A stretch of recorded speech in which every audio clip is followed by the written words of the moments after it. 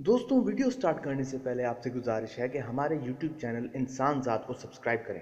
साथ ही वो bell icon press करें, ऐसे में हमारी लेटेस्ट वीडियो की नोटिफिकेशन सबसे पहले आपको पहुंचेगी। शुक्रिया। मिस्र के साबिक सदर हुस्नी मुबारक कैरो गाला मिलिट्री अस्पताल में 91 साल की उम्र में वफात पा गए।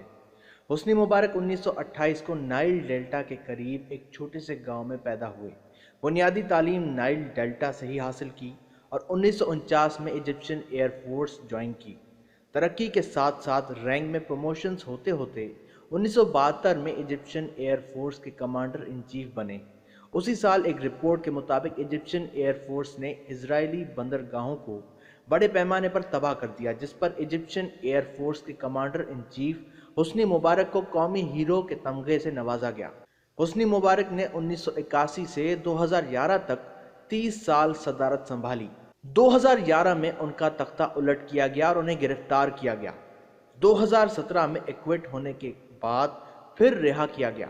हुस्नी मुबारक की कोर्ट के एक्विट करने के फैसले पर कायरो तहरीर स्क्वायर में हजारों की तादाद में लोगों ने सरापा एहतजाज किया।